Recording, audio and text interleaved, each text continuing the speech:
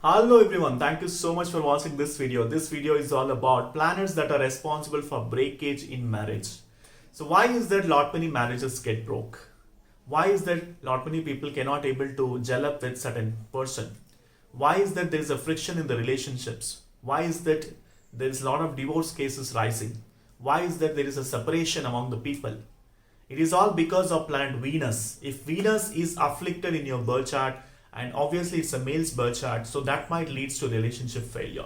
You might be having some kind of love failures. You might be having some kind of, you might have got divorced. You might have got marriage failure. It's because of the reason if your Venus is afflicted with planet Ketu or a Rahu, then this kind of stuff generally happens.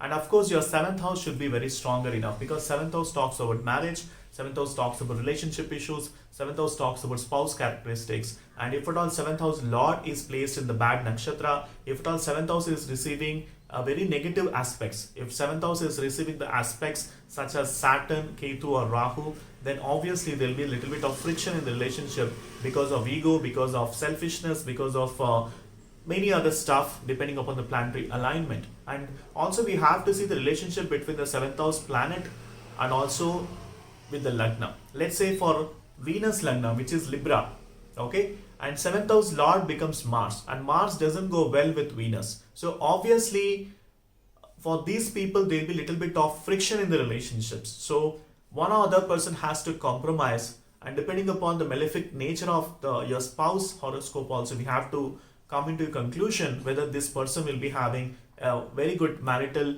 bliss or there will be some kind of relationship failures. So that can be easily predicted by analyzing your birth chart.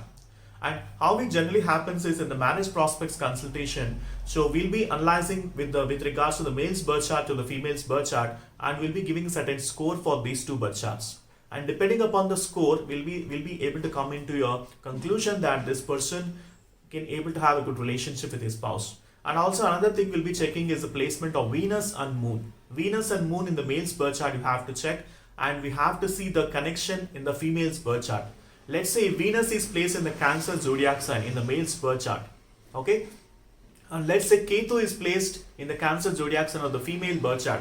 This Venus and Ketu doesn't go well, and Ketu is the planet of separation, Venus is the planet of love and relationships, right?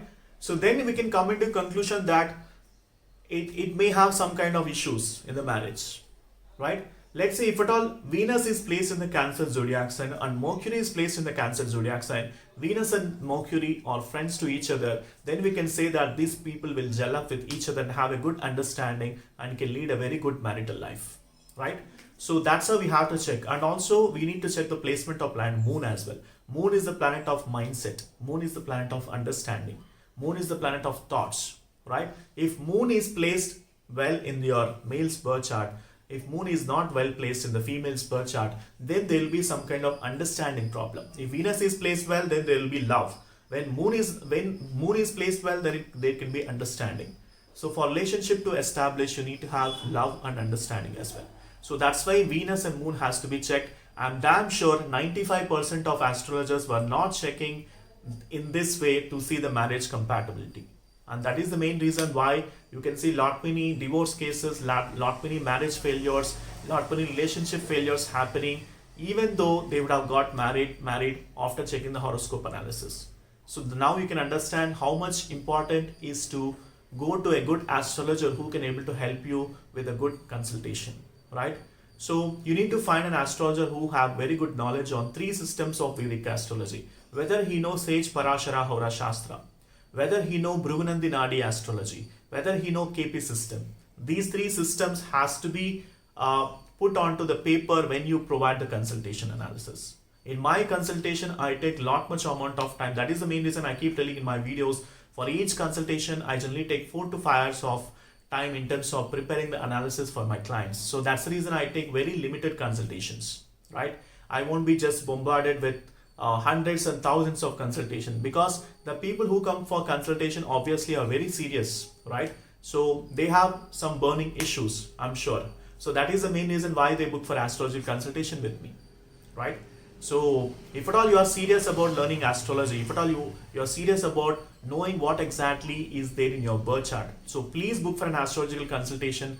The link is mentioned in the description section. Once you book for an astrological consultation, I can able to provide you with the complete analysis pertaining to your individual birth chart, and I can able to provide you the prediction analysis pertaining to your relationships, your marriage, your finances, your career, your business, your personal attributes, and everything, whatever questions that you have in your life, you can able to write to me after booking your consultation. And I'll see you in the consultation. Bye for now, and I'll see you in the next video.